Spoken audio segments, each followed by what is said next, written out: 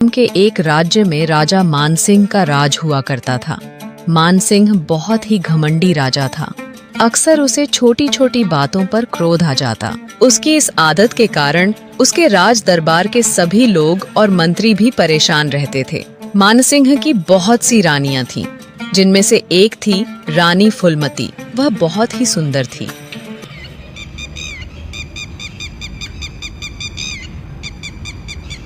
एक दिन की बात है, राजा और रानी फूलमती अपने शाही बगीचे में टहल रहे थे। तभी शाही बगीचे की पेड़ पर कहीं से एक तोते का जोड़ा आकर बैठ गया। रानी, क्या तुम बता जहाँ पर रानी फूलमती थी, तो मैं हमेशा के लिए तुम्हें इस राज्य से निकाल दूंगा। उसी जंगल में कुछ डाकुओं का समूह रहता था। वहाँ पर एक सौदागर जो कि अपना नाम कासिम बता रहा था, उसने मेरे किले को तोड़ दिया और मेरी पिटाई भी की। फूलमती अपने शाही बगीचे में टहल रहे थे। तभी शाही बगीचे की पेड़ पर कहीं से एक तोते का जोड़ा आकर बैठ गया। रानी, क्या तुम बता सकती हो यह दोनों पक्षी नर है या मादा? महाराज, आप ये कैसी बातें कर रहे हैं? पक्षियों का जोड़ा तो अक्सर नर और मादा का ही होता है। इनमें से एक पक्षी नर है और दूसरा मादा है। रानी, यह तो जरूरी नहीं है कि दोनों पक्षियों में से एक नर हो और एक मादा हो। दोनों नर भी हो सकते हैं या दोनों मादा भी हो सकते हैं। मैं चाहती हूँ कि इस शर्त में तुम राजा को जितवा दो। अगर वह मुझे इस राज्य से निकाल देंगे तो मैं अपना संचालन ठीक ठाक से कर लूंगी। परंतु यदि महाराज 15 साल के लिए चले गए तो ये राज्य राजा विहीन हो जाएगा। राजा के ना होने के कारण डाकू, लुटेरे प्रजा पर अत्याचार करने लगेंगे, जिससे सारा राज्य तहस नहस हो जाएगा। तुम्हें झूठ बोलकर राजा को जितवाना होगा।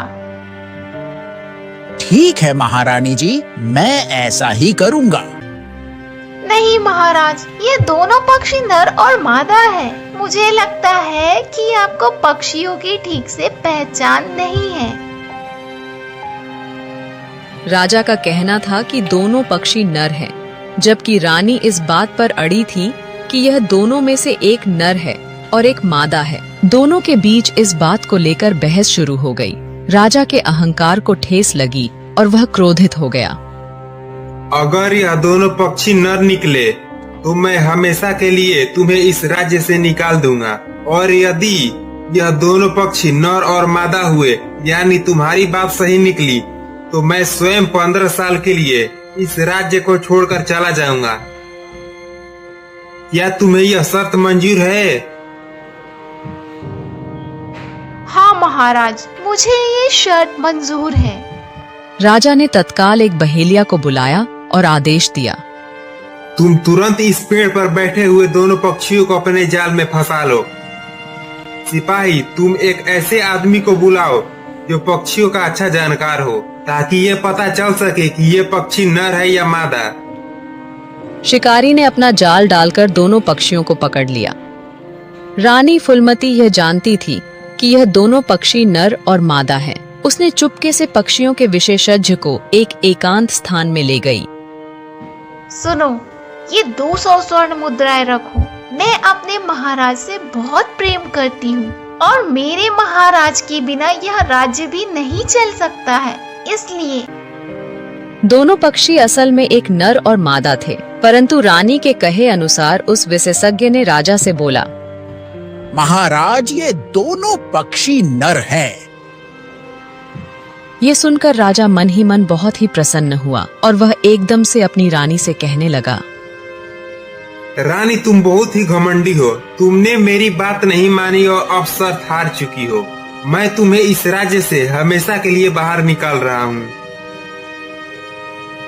महाराज, मुझे इस राज्य से मत निकालिए। मैं गर्भवती हूँ। अब आप ही बताइए कि ऐसी अवस्था में मैं कहाँ जाऊंगी? रानी, अब तुम शर्त हार चुकी हो। इसके अनुसार तुम्हें इस राज्य को छोड़कर जाना ही होगा। सैनिकों, रानी को पकड़ कर ले जाओ और हमारे राज्य की सीमा के बाहर किसी जंगल में छोड़ आओ। सैनिक रानी को लेकर चल पड़े और राज्य की सीमा से बाहर निकल आए और एक घने जंगल में रानी को अकेला छोड़ दिया। हे भगवान, अब मैं क्या करूं? किस प्रकार से मैं अपनी रक्षा करूंगी? इस जंगल में मैं किस प्रकार रहूंगी? महाराज, हमने रानी को ले आया। अब आप लोग ही बताइए, क्या यह गलत काम है? यह सुनकर सभी दरबारी राजा की खूब प्रशंसा करने लगे। रानी फूलमती राजा की बहन बनकर उनके महल में रहने लगी। समय बीतता गया और वह दिन भी आ गया जब फूलमती ने एक सुंदर से बालक को जन्म दिया। बालक के जन्म पर राजा अर्जुन सिंह बहुत ही प्रसन्न हुए और कहने लगे, आज मेरे यहाँ पर मेरे भांजे का जन्म हुआ है। इस खुशी के मौके पर पूरे राज्य को दावत दिया जाए। जब वह बालक 7 दिन का हो गया तब उसका नामकरण करवाने के लिए राजा ने बड़े से बड़े विद्वानों और ब्राह्मणों को अपने राजमहल में बुलवाया। महाराज, कुंडली के हिसाब से इस बालक का नाम युवराज होना चाहिए। नहीं महाराज, मेरे कुंडली के हिसाब से इस बालक का नाम चंद्रगुप्त होना चाहिए। तो राज्य के सीमा से बाहर जंगल में छोड़ दिया है। राजा मानसिंह की एक रानी के कम हो जाने से उसे कोई फर्क नहीं पड़ा, क्योंकि उसकी कई रानियां थीं। इधर रानी फूलमती की हालत बहुत ही खराब थी। वह बेचारी गर्भवती थी। ऐसी अवस्था में वह झाड़ियां में छुपकर अपना समय काटने लगी। भूख लगने पर वह पेड़ों के पत्ते खाती। ऐसा करते करते किसी तरह से रानी को उस वन में 8-9 दिन बीत गए। एक दिन उसी जंगल में मालवा नगर का राजा अर्जुन सिंह शिकार खेलने के लिए आया। शिकार खेलते खेलते राजा अर्जुन सिंह उसी जगह पर जा पहुंचा जहां पर रानी फूलमती थी। उसे देख राजा बड़ा ही अचंभित हुआ और बोला, तुम कौन हो और इस जंगल में अकेले क्या कर रही हो? रानी ने अपने साथ बीती सारी घटनाएं बताईं। कोई बात नहीं, मैं तुम्हें अपनी बहन बनाता हूँ और अपने महल ले चलता हूँ। यूँ समझो कि आज से तुम्हारे दुखों का अंत हो गया है। राजा पूरे सम्मान के साथ रानी फूलमती को अपने रथ पर बिठाकर अपने राज्य मालवा की तरफ चल दिया।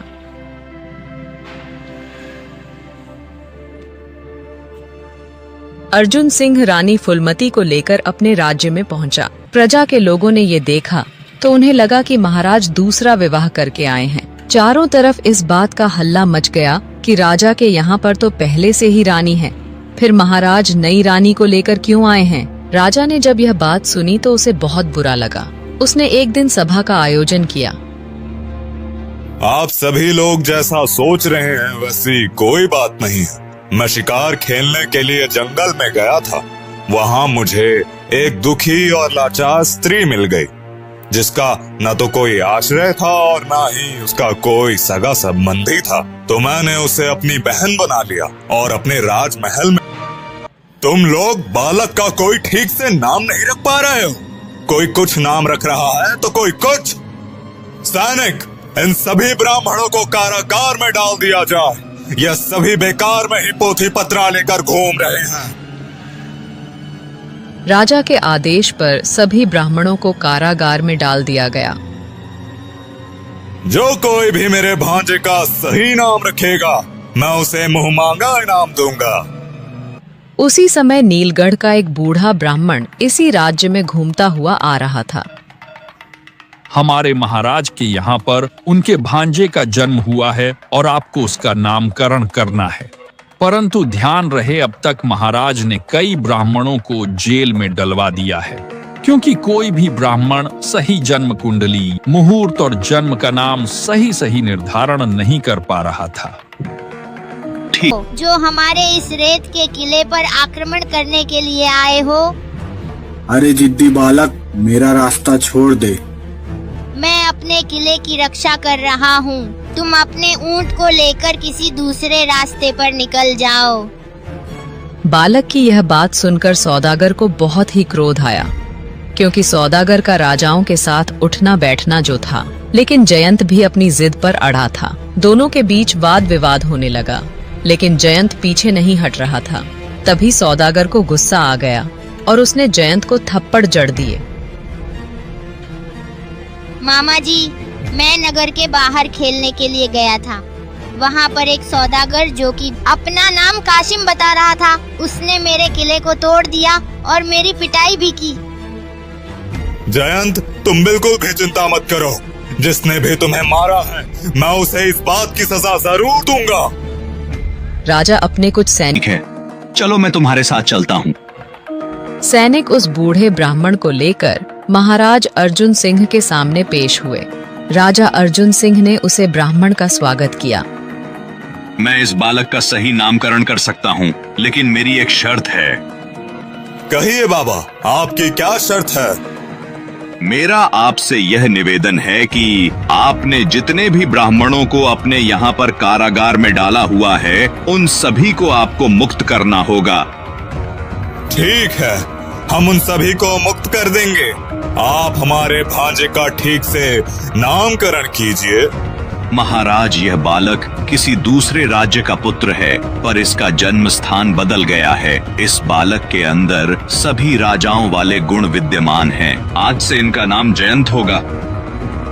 बालक का नाम सुनकर सभी लोग बहुत ही खुश हुए। राजा को भी बालक का यह नाम खूब पसंद आया। राजा ने अपने यहाँ कैद सभी ब्राह्मणों को आजाद कर दिया और उसे बूढ़े ब्राह्मण को दान दक्षिणा देकर उसे विदा किया। समय अपनी गति से बीत रहा था। जयंत अब धीरे धीरे बड़ा होने लगा था।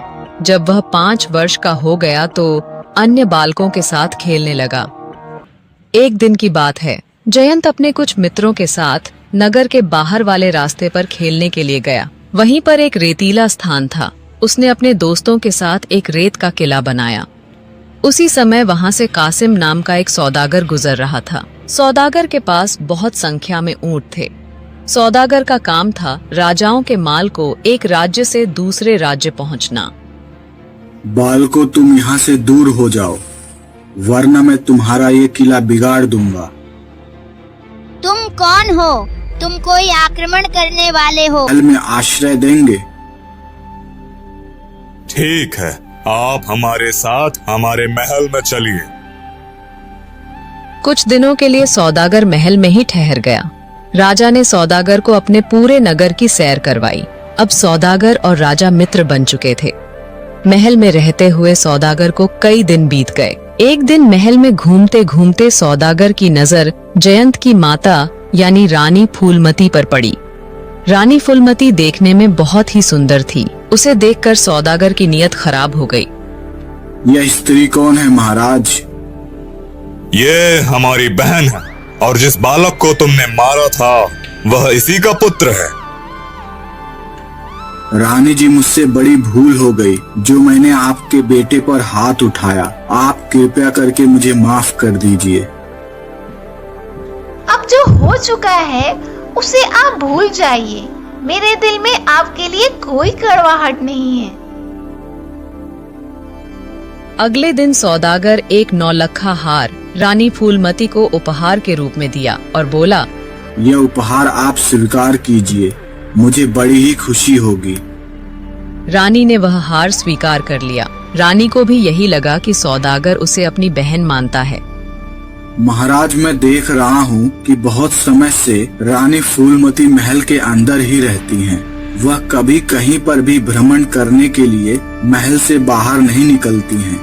यदि आपकी अनुमति हो तो मैं फूलमती और भांजे दोनों को कुछ समय के लिए अपने साथ अपने महल लेकर जाना चाहता। सैनिकों को साथ लिया और उस ओर चल दिया जहां से वो सौदागर आ रहा था। इधर सौदागर ने जब देखा कि राजा अपनी सेना को लेकर उसकी तरफ आ रहा है तो वह कुछ घबरा सा गया।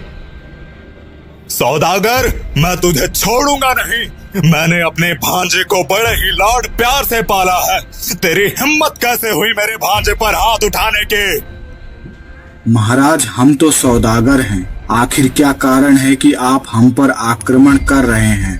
महाराज, मुझसे बहुत बड़ी गलती हो गई, मुझे क्षमा कर दीजिए। मुझे नहीं मालूम था कि वह लड़का आपका भांजा है। बार बार कहने पे राजा ने उसे क्षमा कर दिया। महाराज, मैं सीतापुर राज्य के राजा मान सिंह का माल लेकर जा रहा हूँ। मैं और हमारे ऊंट थक गए हैं। क्या आप कुछ दिन के लिए अपने